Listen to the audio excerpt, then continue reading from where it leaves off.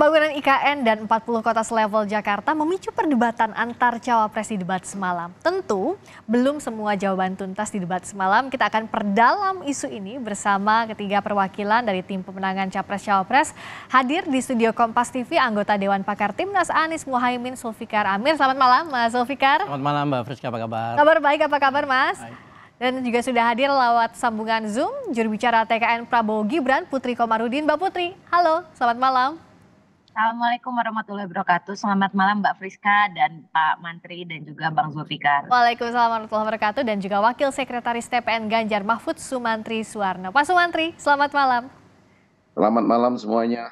Selamat malam, terima kasih sudah hadir semuanya. Saya ke Mas Zulfikar dulu nih. Ya. Sebenarnya gimana sih konsepnya dari yang disampaikan oleh Gus Muhaimin? Membangun 40 kota, targetnya selevel Jakarta, tapi menolak IKN. Okay. Apakah ini asal bukan IKN atau seperti apa sebenarnya? Jadi pertama gini Mbak Friska, ini permasalahan pembangunan yang cukup kompleks ya.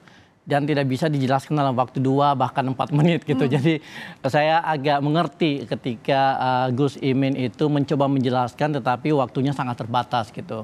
Jadi kalau kita lihat memang pembangunan perkotaan di Indonesia itu mestinya menjadi salah satu program yang harus diprioritaskan. Karena kita bicara tentang fenomena urbanisasi di mana semakin banyak warga Indonesia yang akan tinggal di daerah perkotaan. Nah kalau kita merujuk pada satu keputusan Presiden tahun 2008, ada yang namanya pusat aktivitas nasional di mana ada sekitar 40 perkotaan di Indonesia yang diidentifikasi sebagai sumber pertumbuhan baru. Nah, ada 2 kategori di dalam 40 kota ini. Ada kategori kota kecil dan ada kategori kota menengah. Kota menengah itu seperti Makassar, lalu kemudian Medan, Padang, Manado dan sebagainya. Kemudian kota-kota kecil seperti Pontianak, lalu kemudian Jayapura dan sebagainya. Nah, 40 kota ini menjadi sebuah program framework kita, kerangka kita yang kita sebut sebagai Urban Redevelopment Program. Program pembangunan kota-kota yang sudah ada. Ya. Tapi kemudian tentu kita harus membuat 2 kategori di mana kita akan memberikan prioritas kota-kota yang penting kita angkat dulu. Nah, disitulah ada 14 kota yang masuk dalam daftar kita. Jadi saya perlu klarifikasi, ada 40 kota yang akan kita bangun dalam jangka panjang, lalu kemudian ada 14 kota yang kita akan berikan prioritas. Pembangunan kembali itu tadi. Betul, redevelopment supaya mereka bisa menjadi sentra-sentra pertumbuhan baru. Nah, 90 triliun dari APBN yang dialokasikan untuk IKN itu bisa dipakai untuk membangun 14 kota ini secara merata. Dan kita akan memberikan subsidi agar kota ini mampu membangun 5 jenis infrastruktur. Oke, baik. Jadi tadi untuk pemerataan pembangunan saya sampai situ dulu ya Mas Zulfikar. Ya Mbak Putri, kalau dengan konsep ini apakah lebih bisa ditangkap atau sebenarnya masih nggak masuk di TKN? Ya, kalau saya rasa karena memang IKN itu sesuatu yang sudah menjadi produk hukum, kita tahu sudah ada undang-undangnya dan pada saat ini juga sudah progresnya kita bisa lihat kemarin pada saat Pak Jokowi berkunjung ke sana dan juga Badan Otorita IKN kemarin juga menyampaikan bahwa sudah banyak sekali progres pembangunan yang berjalan, sudah 40% dan sampai dengan tanggal 20 Desember kemarin total investasi untuk IKN sendiri itu sepanjang tahun 2023 sudah mencapai sampai dengan 41,4 triliun rupiah dan dalam 3 rangkaian groundbreaking yang telah dilaksanakan di sana. Jadi kalau ada anggapan misalnya akan lebih baik anggaran APBN itu dipakai untuk menyempurnakan 40 kota, apakah memang ibu kota baru kita IKN ataupun Nusantara nantinya itu tidak berhak untuk dibangun, apalagi prosesnya sekarang sudah berjalan dan tentunya akan mubazir gitu kalau tidak kita lanjutkan, apalagi sudah ada produk hukum yang mengikat yang menjadi landasannya.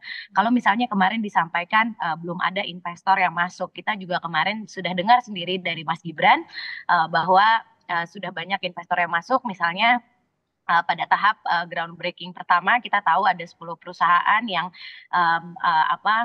dinamakan Konsorsium Nusantara. Di situ mereka juga ada yang membangun rumah sakit, ada yang membangun apartemen, perumahan. Terus kita juga tahu sudah masuk juga pembangunan sarana prasarana olahraga kerjasama PSSI dengan FIFA, dan ada juga Pertamina dengan Sustainable Energy Center-nya. Kalau tahap 2 kita tahu udah semakin banyak lagi yang masuk dengan total investasi 13,1 triliun, yang tadi tahap 1 sudah 23 triliun, dan tahap 3 mendekati 10 triliun, dan ini malah investor lokal. Jadi ada salah satu PT dari Kalimantan Timur yang sudah berkomitmen untuk investasi dan juga sudah groundbreaking. Jadi kan ini menunjukkan bahwa wacana IKN ini bukan hanya sekedar wacana dan sudah berjalan, dan saya yakin kalau misalnya dilanjutkan ini bisa memenuhi semua janji yang kita ingin capai dengan pembangunan ibu kota negara baru gitu. Dan tentu pemerataan pembangunan ini kan menjadi salah satu yang direpresentasikan oleh pembangunan IKN. Oke, kalau Pak Sumantri tadi Mas Zulfikar bilang bahwa ada redevelopment, ada juga nanti jangka panjangnya membangun kota baru itu. Tapi Mbak Putri juga sudah menjawab tadi soal kekhawatiran Prof Mahfud kemarin soal investor ini sudah ada juga kok. Tapi kalau dari sisinya Ganjar Mahfud, apa konsep IKN yang berbeda dari masing-masing pasangan yang lainnya? Oke, yang pertama-tama adalah kita tidak boleh membangun proyek-proyek skala besar, apalagi mercusuar seperti pemindahan IKN dengan motif-motif non-kebangsaan. Jadi artinya kita tidak boleh membangun proyek misalnya untuk mengejar popularitas politik, mengejar waktu pemilu dan sebagainya. Karena seperti ini biasa banget di Indonesia. Pengangkatan pegawai besar-besaran menjelang pemilu, menaikkan gaji pegawai menjelang pemilu, memaksakan proyek terlihat berjalan menjelang pemilu, itu bagian dari untuk menservis tujuan-tujuan politik. Tapi kalau kita bicara pembangunan infrastruktur, apalagi tujuan-tujuan besar kebangsaan, itu harus lintas waktu. Kita bicara sebelum masuk kepada IKN, saya mau bicara fenomena kereta cepat. Karena ini adalah 2 proyek mercusuar yang dipaksakan secara cepat. Oke, tapi kalau untuk IKN boleh fokus ke IKN-nya Pak Sumantri? Oh boleh. Jadi gini, IKN anggarannya 466 triliun. Kira-kira 90 triliun dari APBN, 253 dari kerjasama pemerintah dan badan usaha, sekitar 123 nanti akan dari BUMN.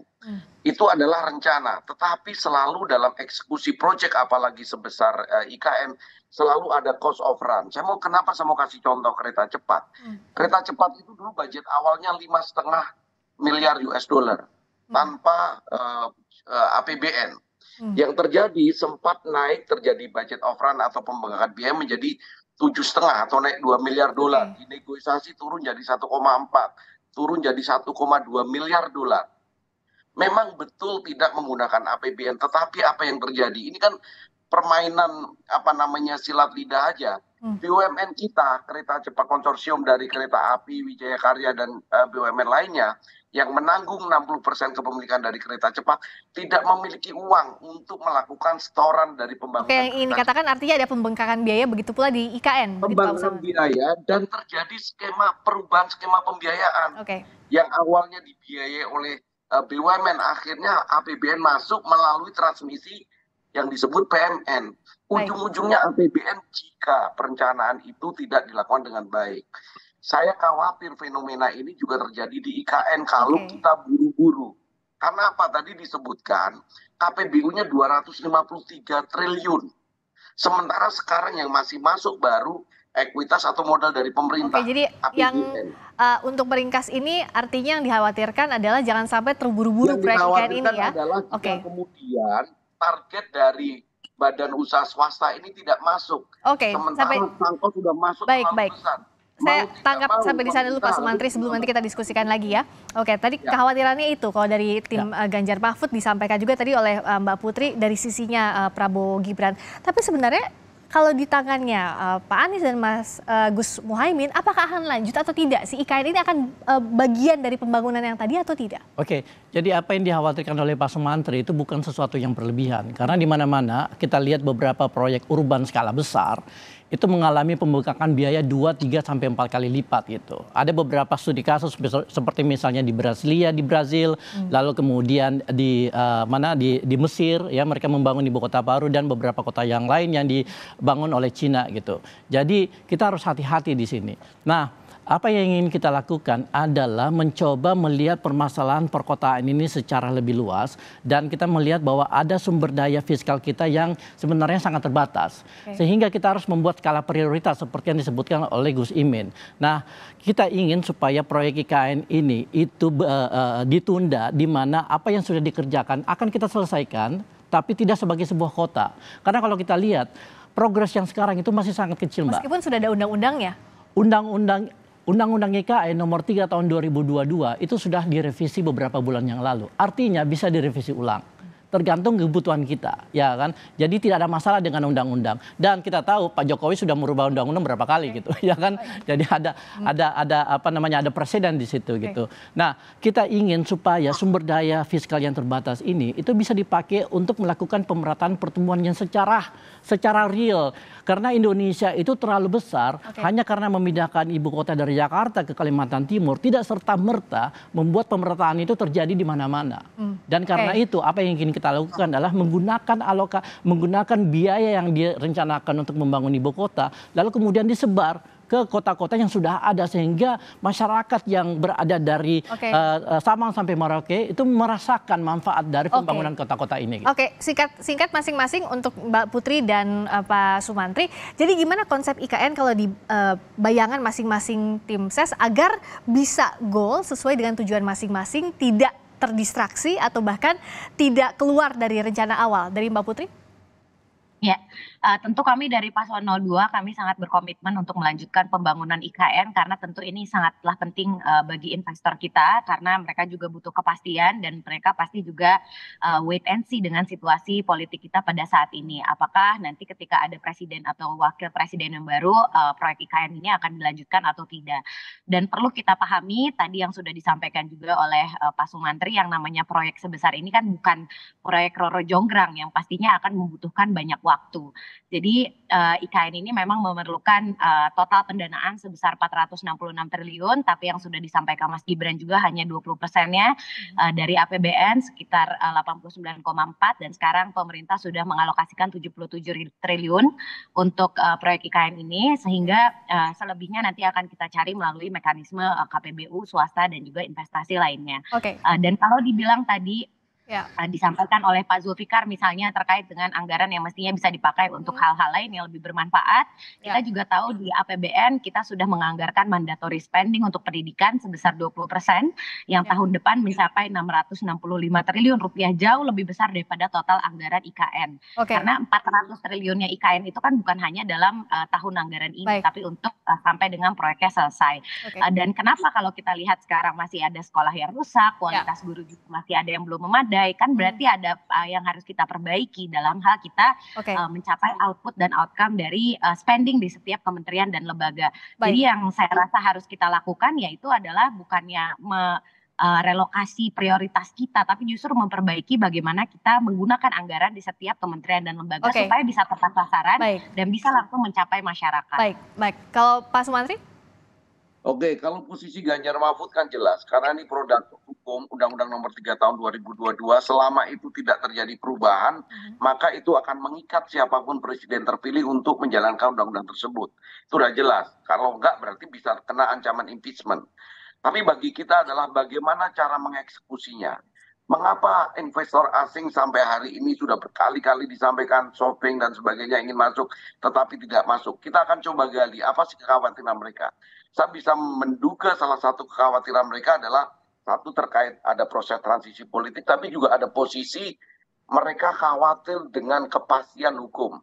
Kepastian hukum ini penting karena kalau kita investasi angka besar, masif, dan dalam pengembalian waktu yang lama mereka ingin mendapat jaminan bahwa tidak terjadi perubahan kebijakan nasional terkait ibu kota negara ini, termasuk kebijakan-kebijakan bisnis yang mengatur investor satu. Yang kedua juga kemudian tidak ada proses-proses yang membebani investor. Banyak sekali kejadian investor mau datang bawa uang, alih-alih dibantu mereka justru dikenakan pungutan ini itu di awal. Hal-hal seperti ini menurut saya menjadi concern dari Ganjar Mahfud untuk kita bereskan. Begitu terpilih, kita akan undang kembali potensialis dari investor asing untuk kemudian kita ajak duduk bersama. Karena kalau kembali kepada investor dalam negeri, ini jeruk makan jeruk. Investor dalam negeri pakai perbankan nasional itu lagi-lagi akan menyebabkan terjadinya realokasi dari kredit dalam negeri kita, kira-kira. Baik, terima kasih atas perspektifnya Mas Zulfikar, Mbak Putri, juga Pak Sumantri. Tentu siapapun nanti yang terpilih ini harus direncanakan secara matang agar tidak hanya sebagai kredit politik tapi betul-betul untuk kepentingan bangsa dan negara. Terima kasih banyak sekali lagi waktunya. Selamat malam, sampai jumpa lagi.